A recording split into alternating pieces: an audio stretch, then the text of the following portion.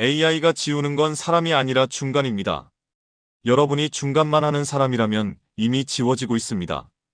여러분, 지금 이 순간에도 대한민국 어딘가에서는 이런 일이 벌어지고 있습니다. 39살 대기업 대리였던 김철원 씨. 작년까지만 해도 팀에서 인정받는 직원이었습니다. 그런데 AI 시스템 도입 6개월 만에 그의 자리는 사라졌습니다. 김철원 씨만이 아닙니다. 아침에 출근했는데 오후에 자리가 없어진 사람. 10년 준비한 자격증을 땄는데 갈 곳이 사라진 청년. 나는 성실하게 일했는데 라고 말하지만 회사는 더 이상 답하지 않습니다. 왜냐하면 해고 공지를 띄우는 속도보다 AI가 사람을 대체하는 속도가 더 빠르기 때문입니다. 이건 단순히 기술 발전이라는 뉴스 헤드라인의 문제가 아닙니다. 이건 지금 이 시점 대한민국에서 월급 받으며 살아가는 모든 사람의 생존 방정식이 바뀌고 있다는 신호입니다. 그리고 가장 충격적인 건 가장 위험한 사람이 못하는 사람이 아니라 중간 정도 하는 사람이라는 사실입니다. 여러분 중에 이런 생각 한 번이라도 해보신 분 계실 겁니다. 나는 그래도 성실하게 살아왔는데, 남들만큼은 했는데, 애들 키우느라, 가족 책임지느라, 나만 뒤처진 건 아닐까. 특히 50이 넘어서 이 생각이 밤에 들기 시작하면 잠이 잘 안 옵니다. 오늘 이야기는 젊은 사람들 얘기가 아닙니다. 지금 이 영상을 끝까지 보고 계신 바로 여러분 이야기입니다. 이건 농담이 아닙니다. 지금 미국에서는 이런 농담이 돌고 있습니다. AI가 사람을 대체하는 속도가 회사가 해고 공지 띄우는 속도보다 빠르다. 웃을 수 없는 이유는 숫자가 이미 증명했기 때문입니다. 아마존. 전 세계 물류의 황제라 불리는 이 기업은 미국에만 약 60만 명의 창고 직원을 고용하고 있습니다. 그런데 아마존은 공개적으로 발표했습니다.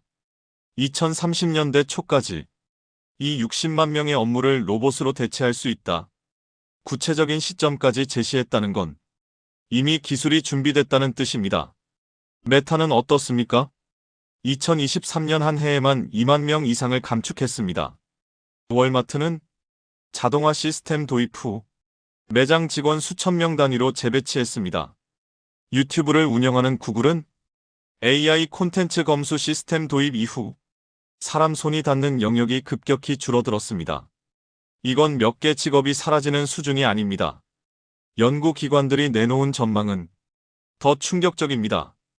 MIT 경제학 연구팀, 현재 기술만으로도 미국 전체 일자리의 11%에서 17%를 즉시 대체할 수 있다. 맥킨지 글로벌 연구소, 2030년이 되면 전체 일자리의 40%가 자동화의 영향을 받는다. 여러분, 40%라는 숫자가 무엇을 의미하는지 아십니까? 대한민국 취업자가 약 2,800만 명입니다. 40%면 1,120만 명입니다.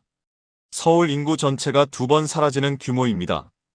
이건 몇 개 직업이 사라진다는 그런 수준의 이야기가 아닙니다.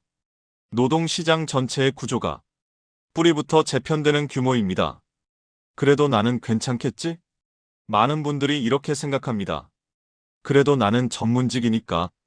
나는 사람을 상대하는 일이니까. 나는 경력이 오래됐으니까. 하지만 여러분, AI는 우리가 예상한 순서대로 일자리를 가져가지 않습니다. 우리가 착각한 순서는 이렇습니다. 1단계 단순 노동부터 사라진다. 2단계 그 다음 사무직이 흔들린다. 3단계 마지막으로 전문직이 영향을 받는다. 하지만 실제로 일어나는 순서는 정반대입니다. 실체 없는 사무직, 콘텐츠 작업이 먼저 사라지고 그 다음 단순 노동이 흔들립니다.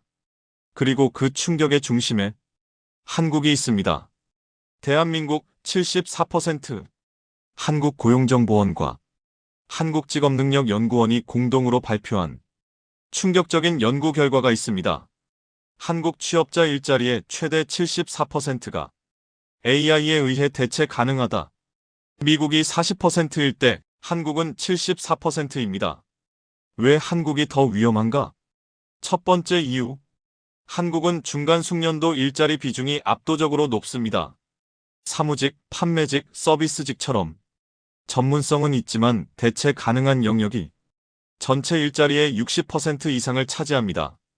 그런데 AI가 가장 먼저 공략하는 영역이 바로 이 중간 숙련도 구간입니다. 두 번째 이유, 한국 기업 구조는 수직적이고 표준화되어 있습니다. 같은 업무를 같은 방식으로 처리하는 매뉴얼화된 시스템. 이건 효율성에서는 장점이지만 AI 도입 관점에서는 가장 취약한 구조입니다. 세 번째 이유, 한국은 AI 도입 속도가 세계 최고 수준입니다. 기업들은 빠르게 움직입니다. 경쟁사가 도입하면 우리도 도입한다. 그리고 한국 기업 문화에서는 해고가 느리게 진행되지 않습니다. 초기 충격은 이미 시작됐습니다. AI 대체의 초기 충격은 특정 집단에게 집중됩니다. 청년, 아직 경력이 쌓이지 않은 중간만 하는 신입 직원들입니다. 여성, 상대적으로 사무직, 판매직, 서비스직 비중이 높은 여성 노동 시장이 먼저 흔들립니다. 비정규직, AI 도입 이후 가장 먼저 계약이 끊기는 사람들은 정규직이 아닙니다. 그리고 이 충격은 제조업과 전문직으로 확산됩니다. 스마트 팩토리가 도입되면 숙련공도 밀려납니다. 법률, 회계, 의료 분야에서도 AI가 보조 업무를 넘어 핵심 판단 영역까지 침투하기 시작했습니다. 그런데 중장년분들이 가장 많이 하는 말이 있습니다. 그래도 나는 괜찮아. 그런데 진짜 무서운 건 내가 아니라 내 자식일 수 있습니다. 우리가 평생 믿어온 공식이 있었습니다. 공부 열심히 해라. 자격증 따면 된다. 중간만 하면 굶지는 않는다. 그런데 지금 그 공식이 아이들 세대에서 먼저 무너지고 있습니다. 부모 세대보다 더 많이 공부했는데 더 불안한 세대. 이게 지금 대한민국의 현실입니다. 회계사 1200명의 비극. 여기 상징적인 사례가 있습니다. 2024년 대한민국에서 공인회계사 시험에 합격한 사람은 총 1200명입니다. 10년 가까이 공부한 사람들입니다. 합격률 10% 이하의 좁은 문을 통과한 사람들입니다. 그런데 이 1200명 중에서 실제로 회계법인에 배정받은 사람은 단 338명입니다. 배정률 26%. 나머지 862명은 자격증은 있지만 갈 곳이 없습니다. 왜 이런 일이 벌어졌을까요? AI 회계 시스템이 도입됐기 때문입니다. 삼정 KPMG, 딜로이트 한진, EY 한영, 31PwC, 한국의 4대 회계법인은 모두 AI 기반 자동화 시스템을 도입했습니다. 과거에는 신입 회계사 10명이 해야 했던 일을 이제는 AI 일대와 경력 회계사 1명이 처리합니다. 그러니 신입을 뽑을 이유가 없습니다. 젊은 회계사들이 거리로 나와 시위를 했습니다. 자격증을 따도 갈 곳이 없습니다. 이들의 절규는 단순히 회계사만의 문제가 아닙니다. 이건 준비하면 된다는 공식이 더 이상 작동하지 않는다는 신호입니다. 카이스트 김대식 교수와 서울대 이상엽 교수가 공통으로 지적한 핵심이 있습니다. AI가 가장 먼저 대체하는 건 중간 정도 하는 사람이다. 우리는 착각했습니다. AI가 먼저 가져갈 일자리는 단순 노동일 거라고 생각했습니다. 공장 조립 라인, 배달, 청소, 경비. 하지만 실제로는 실체가 없는 일부터 사라집니다. 소프트웨어 개발의 반복 작업, 콘텐츠 제작의 초안 작성, 회계 장부의 1차 검토, 법률 문서의 기본 검색, 고객 응대의 1차 상담. 이런 일들의 공통점이 뭡니까? 물리적 실체가 없습니다. 없애는데 추가 비용이 들지 않습니다. 클릭 한 번이면 사람 10명이 하던 일을 AI 일대가 대신합니다. 여기서 핵심적인 질문을 던져야 합니다.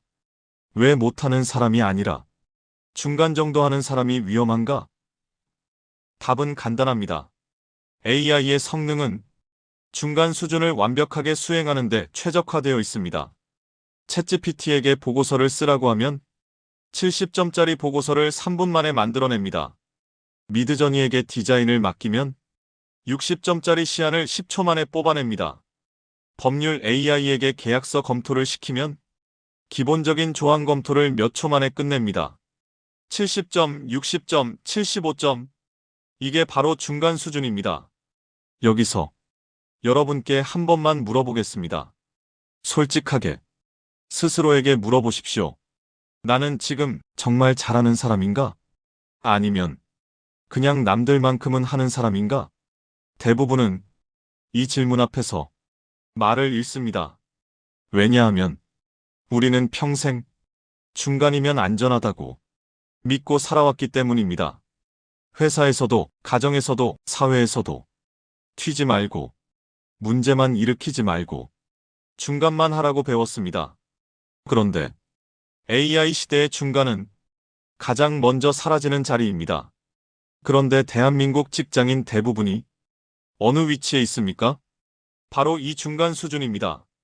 상위 10%의 최고 전문가도 아니고 하위 20%의 단순 노동자도 아닌 그 사이 70%의 중간층. 이들은 공통적인 특징이 있습니다. 상대적으로 똑똑합니다. 상대적으로 성실합니다. 싫어도 중간은 해냅니다. 그런데 AI는 중간 수준을 완벽하게 수행합니다. 게다가 쉬지 않고 불평하지 않고 월급도 필요 없습니다. 결과는 하위 노동자가 아니라 중간층이 통째로 비워지는 구조입니다. 여기서 한국인의 비극이 시작됩니다. 한국인은 세계적으로 중간을 잘하는 민족입니다. OECD 교육 수준 상위권, 성실성과 근면성에서 세계 최고, 매뉴얼을 정확히 따르는 능력, 이게 과거에는 강점이었습니다. 한국이 짧은 시간에 산업화와 민주화를 동시에 이룬 이유가 바로 이 중간을 완벽히 수행하는 능력 때문입니다.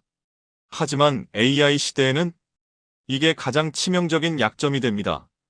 AI가 가장 잘하는 게 바로 매뉴얼을 완벽히 따르기 때문입니다. 그럼 단순 노동은 안전한가? 아닙니다. 다만 시간이 조금 더 걸릴 뿐입니다. 물리적 실체가 있는 일은 로봇 하드웨어가 필요합니다. 공장 조립 라인에 로봇을 설치하고 물류 창고에 자동화 시스템을 구축하고 음식점에 서빙 로봇을 배치하는 데는 초기 투자 비용과 시간이 듭니다. 하지만 기술은 이미 준비됐습니다. 보스턴 다이내믹스의 로봇은 계단을 오르고 뜁니다. 테슬라의 옵티머스는 공장에서 단순 조립을 시작했습니다. 아마존의 물류 로봇은 이미 수만 대가 현장에서 일하고 있습니다. 결국 시간 문제일 뿐 방향은 같습니다. 그렇다면 AI가 절대 대체하지 못하는 일은 무엇인가?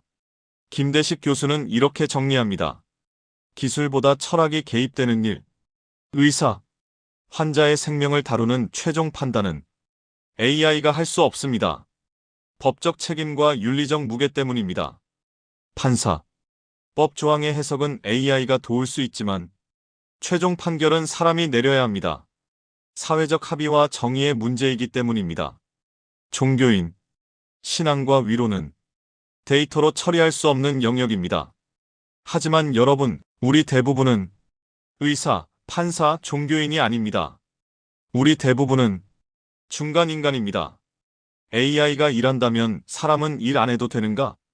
AI가 사람의 일자리를 대체한다면 논리적으로 다음 질문이 나옵니다. AI가 일을 한다면 사람은 일 안 해도 먹고 사는 사회로 가야 하는가? 이게 바로 기본소득 논쟁입니다. 찬성하는 쪽은 세계적인 거물들입니다. 일론 머스크, 테슬라와 스페이스X의 최고 경영자는 공개적으로 말했습니다. 10년에서 20년 안에 기본소득은 필연적으로 도입될 것이다. 샘 올트먼, 챗GPT를 만든 오픈AI의 최고 경영자는 더 구체적입니다. AI가 만든 가치를 모두에게 분배해야 한다. 앤드루 양, 2020년 미국 대선에 출마했던 기업가는 구체적인 숫자까지 제시했습니다. 미국 성인 모두에게 월 $1,000씩 기본소득을 줘야 한다. 이건 단순한 이론이 아닙니다. 실험은 이미 진행됐습니다.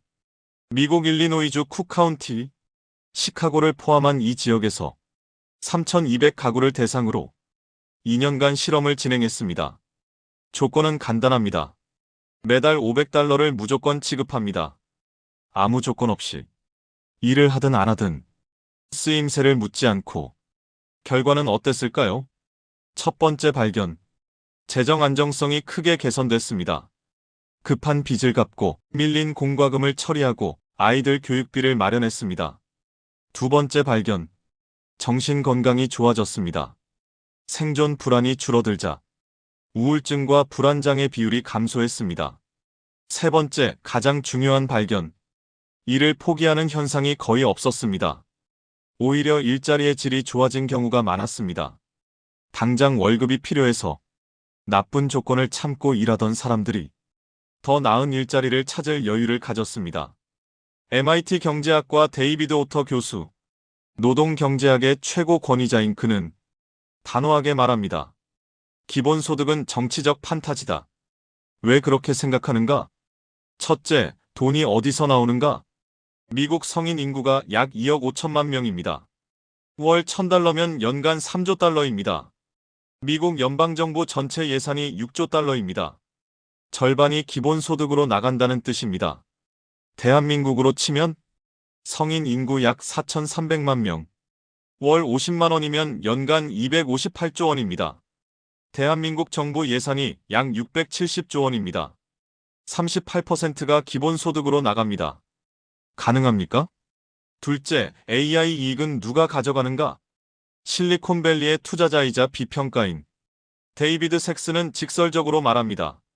기본소득은 테크 기업들이 욕 안 먹으려고 내놓는 면피용이다. 무슨 뜻일까요? AI로 가장 큰 이익을 보는 건 구글, 마이크로소프트, 메타, 아마존 같은 빅테크 기업들입니다. 이들은 AI로 인건비를 줄이고 생산성을 높여서 천문학적 이익을 거둡니다. 그런데 그 이익을 사회 전체에 분배할 것인가?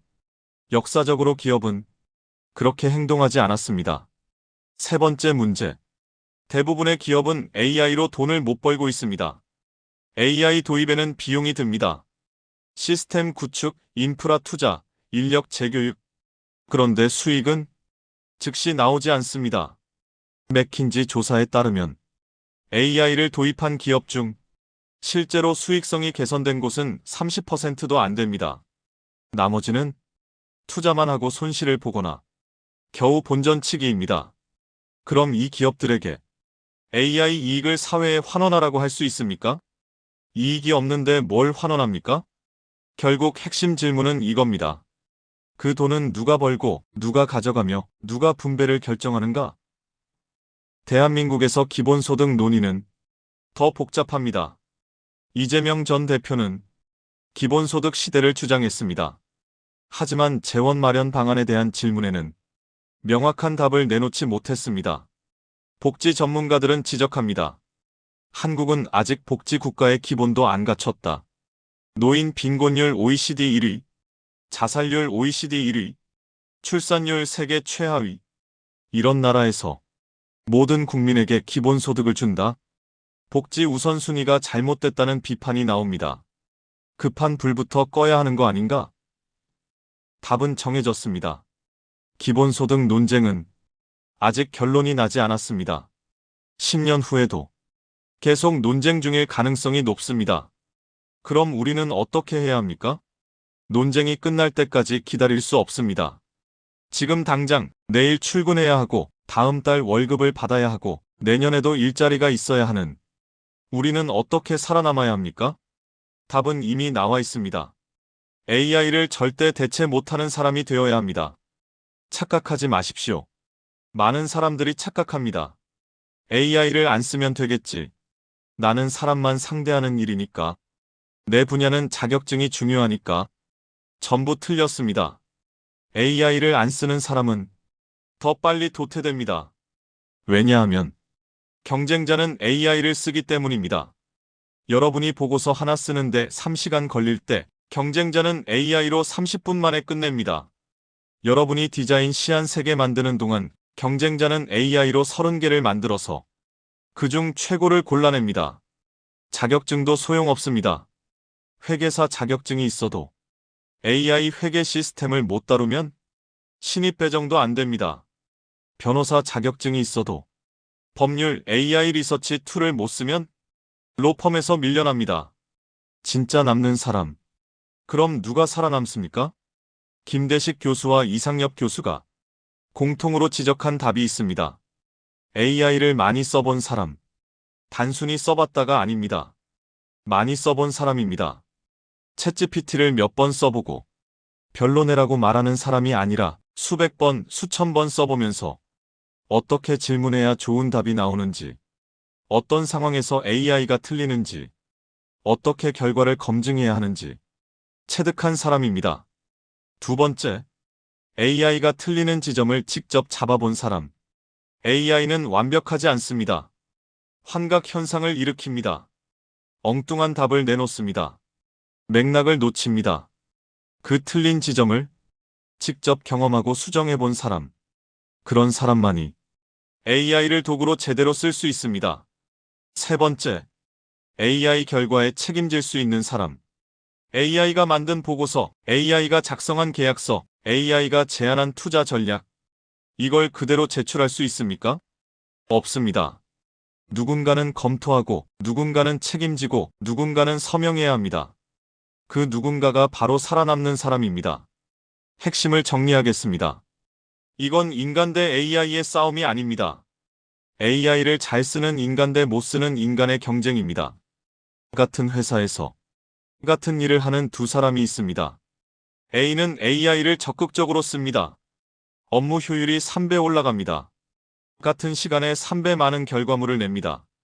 B는 AI를 거부합니다. 기계가 뭘 알아라고 말합니다. 여전히 손으로 하나하나 처리합니다. 회사 입장에서 누구를 남기겠습니까? 당연히 A입니다. 이게 현실입니다. 그럼 무엇을 해야 합니까? 오늘부터 AI를 쓰십시오. 챗GPT든 클로드든 코파일럿이든 지금 당장 접속하십시오. 처음에는 어색합니다. 무슨 질문을 해야 할지 모릅니다. 답변이 이상할 때도 있습니다. 그게 정상입니다. 중요한 건 매일 조금씩이라도 써보는 것입니다. 보고서 초안을 AI에게 맡겨보십시오. 이메일 문구를 AI에게 물어보십시오. 복잡한 데이터를 AI에게 정리시켜 보십시오. 그리고 반드시 검토하십시오. AI가 틀린 부분을 찾아내고 AI가 놓친 맥락을 보완하고 AI가 못하는 판단을 직접 내리십시오. 이 과정을 100번, 1000번 반복하면 여러분은 AI를 도구로 쓸 수 있는 사람이 됩니다. 마지막으로 가장 중요한 경고를 드립니다. 여러분의 10년 경력이 순식간에 무용지물이 될 수 있습니다. 어떤 분야에서 10년을 일했습니다. 전문성이 쌓였습니다. 동료들이 인정합니다. 하지만 만약 AI를 못 쓰는 10년 차라면 AI를 잘 쓰는 1년 차한테 밀려날 수 있습니다. 충격적이지만 이게 현실입니다. 과거에는 경력이 곧 경쟁력이었습니다. 하지만 AI 시대에는 경력 더하기 AI 활용 능력이 경쟁력입니다.